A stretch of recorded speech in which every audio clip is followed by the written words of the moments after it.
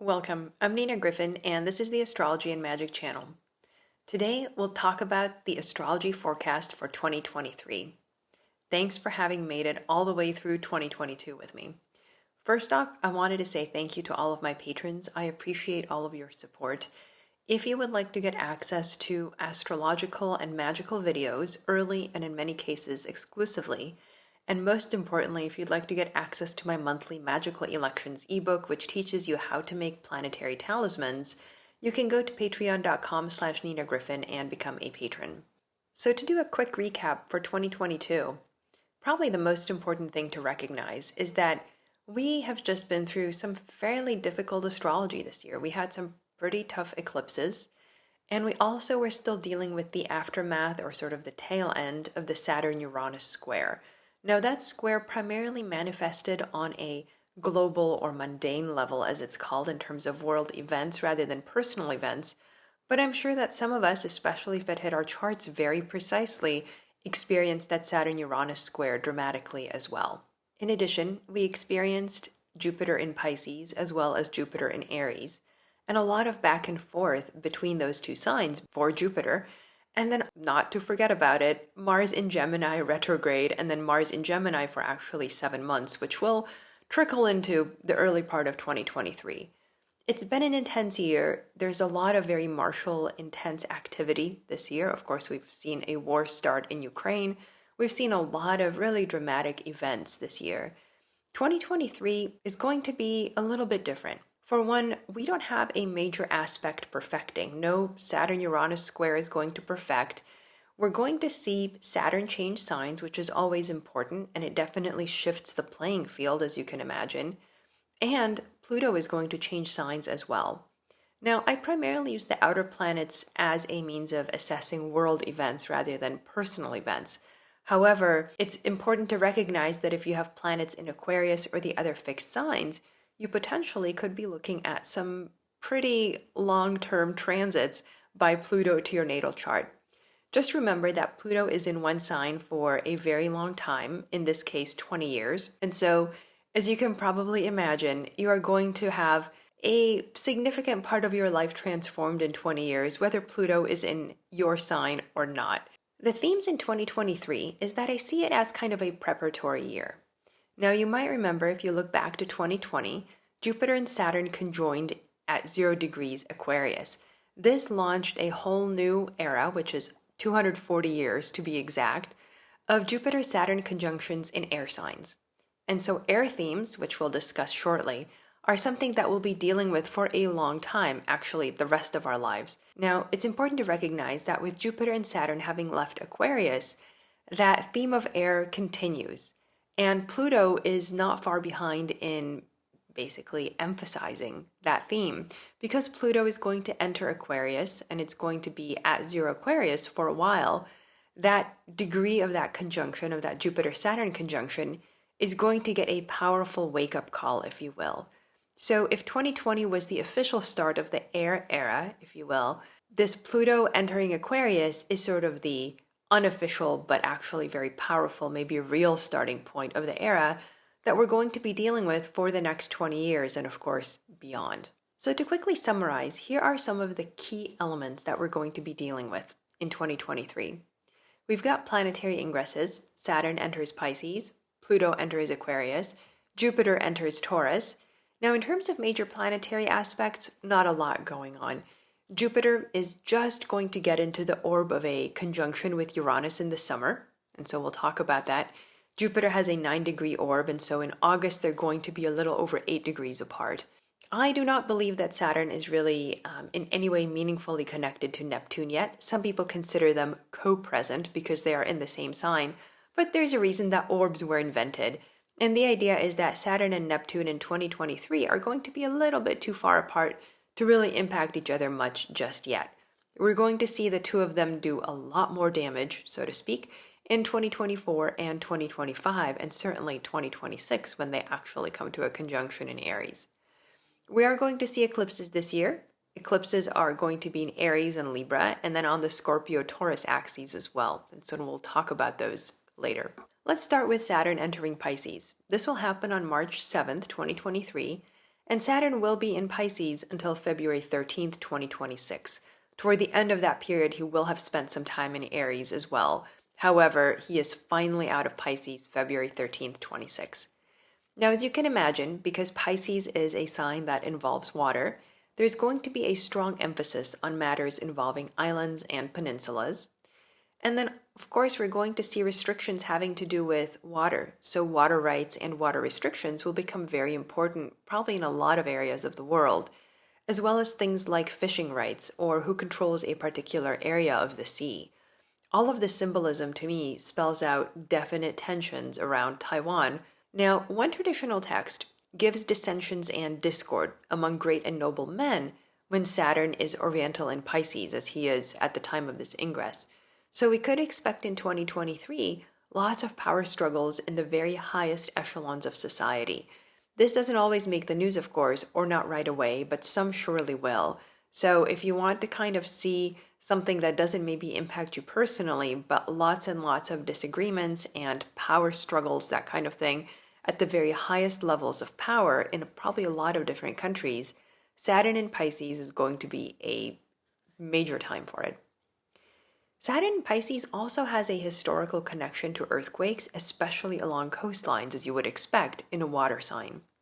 So to look back, 2 times ago that Saturn was in Pisces was in 1964 through 1967. As Saturn moved into Pisces, the Great Alaska Earthquake, which was a stunning 9.2 of magnitude, and tsunami was the largest U.S. earthquake ever recorded, and it happened just as Saturn entered Pisces. Turkey was threatening Cyprus, which is an island, with an invasion, and then the UN troops were actually deployed to Cyprus. The Brazilian military dictatorship was started by the overthrow of a Brazilian president by the military, and that dictatorship lasted 21 years. And King Saud of Saudi Arabia was forced to abdicate and eventually went into exile the following year. So remember how one of the themes here is power struggles at the very top of governments, at the very top of, royal families, all of that kind of stuff. This is something that happens a lot with Saturn and Pisces.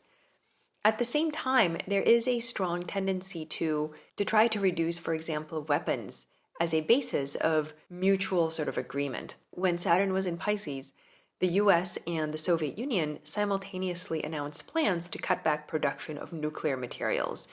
So nonetheless, even though it's Saturn, but Pisces is a very harmonious, very peaceful sign when it comes to world events in some cases. It can have a lot of positivity in terms of cutting back, because of course that's Saturn, on aggression, cutting back on weaponry, things like that. Now, the last time that Saturn was in Pisces was in the 1990s, 94 through 96. And as Saturn entered Pisces, the Northridge earthquake struck Los Angeles, and around the same time, the eastern US got record cold temperatures. So you can see again that emphasis on coastal earthquakes, major coastal earthquakes, as well as weather changes. Interestingly, the US and Russia signed the Kremlin Accords to stop pre-programmed nuclear missiles aimed at each other's countries, and also to dismantle the nuclear arsenal in Ukraine. Fascinating how these things sort of come around every 30 years. At that same time, NAFTA was established as well, which of course was a major trade accord that's now been superseded. So you can see that Saturn in Pisces doesn't just have to do with water, although you can see that coastal areas are often very important. But it does have a lot to do with agreements, international agreements, especially agreements that try to reduce tensions in some way and try to increase peace. Now let's talk about Pluto entering Aquarius. This happens March 23rd until June 11th this year, so we really only get about 3 months of it. And then for 20 years, starting in 2024. So 2023, that spring, is really kind of a preview of coming attractions. Last time Pluto was in Aquarius was a long time ago, 1777 through 1797, 20 years. Now, it's important to mention that Russia is probably the largest country that's ruled by Aquarius. During Pluto in Aquarius last time, the Tsarina, or the Tsar, Catherine the Great, who was the German ruler of Russia at the time, added dramatically to Russia's territories, including Crimea, Belarus, and Lithuania.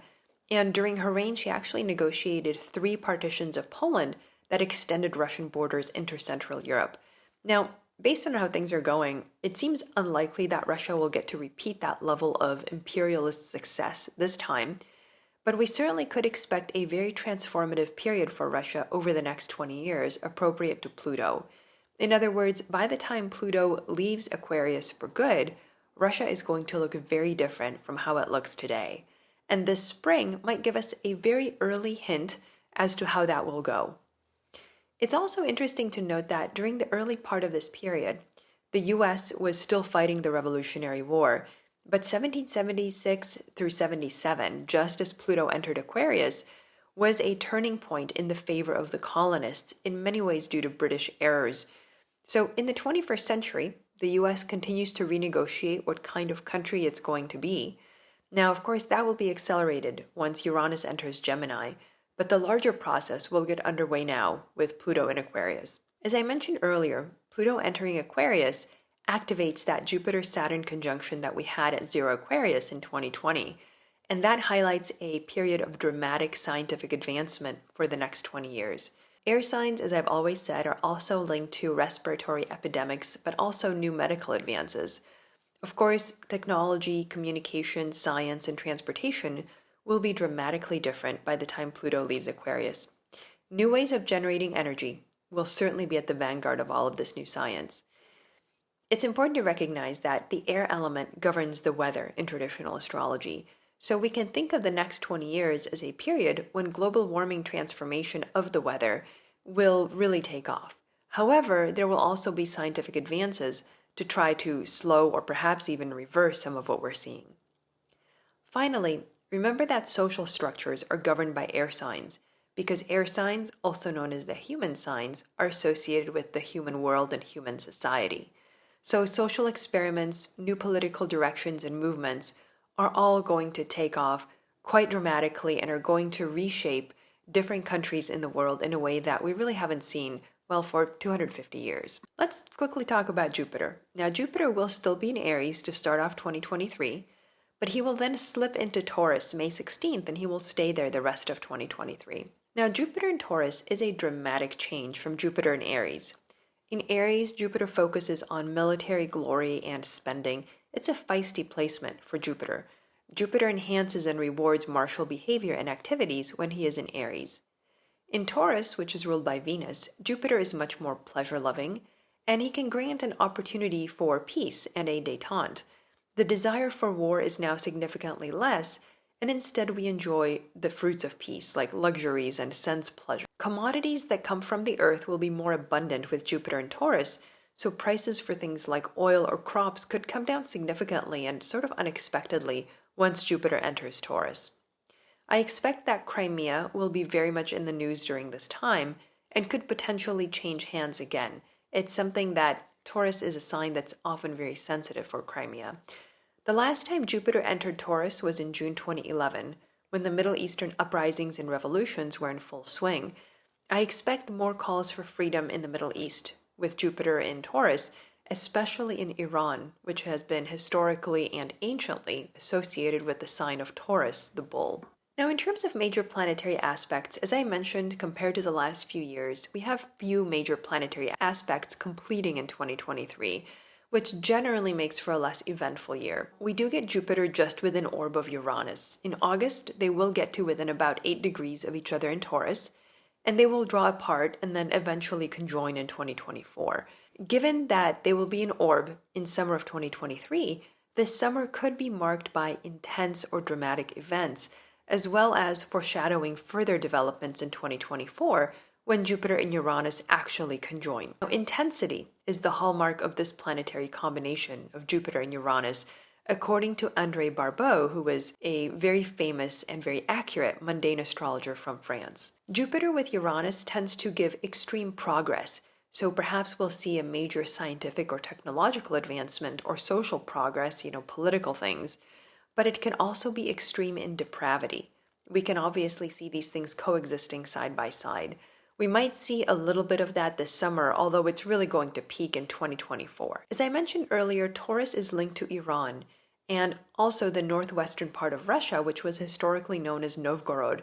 These countries could be especially sensitive to this approaching conjunction. Again, we would probably see that in the summer. Now, again, I don't think that Saturn and Neptune merely being in the same sign is going to bring events.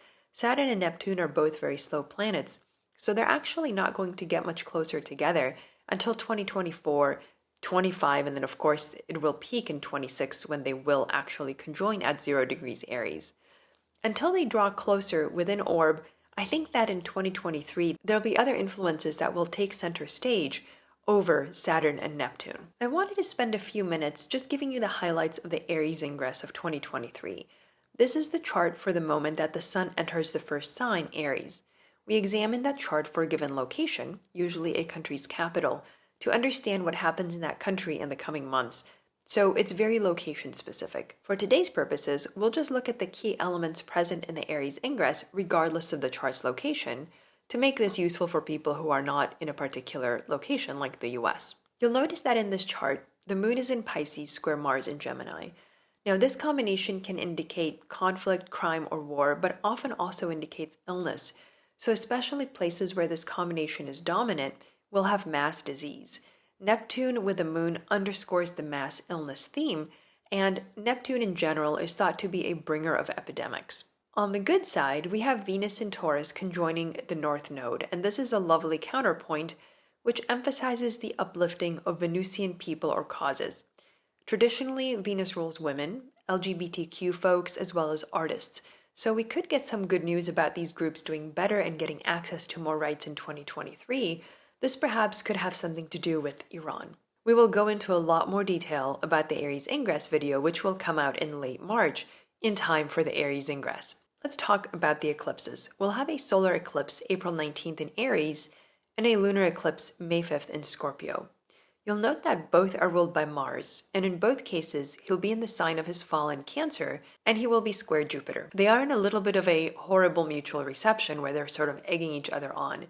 Undoubtedly, these eclipses will underscore an energy of aggression or attacks, very possibly related to war. The solar eclipse of October 14th in Libra and the lunar eclipse in Taurus are, in a very different way, they're ruled by Venus, who is in her fall in Virgo, unfortunately. So in the fall, we're going to see more of an attempt to do better than we did in the spring, but it may not be fully successful due to Venus's affliction. Nonetheless, there is a desire for progress, a desire for peace. There is a lot more to be said about these eclipses when the time comes, so of course we're going to do a lot more in-depth videos when we get closer to the eclipses. If you would like to get more information about each of the months of 2023, we're going to start with January. Now, this forecast is available for patrons early, and it is available to the public January 1st. It's always available to the public the 1st of every month. You can find it on my Patreon. It becomes unlocked to the public the 1st of every month, so you can check it out there. And you can, of course, always subscribe to the Nina Griffin channel on YouTube. Thanks for watching. Have a very happy new year, and I wish you a magical 2023.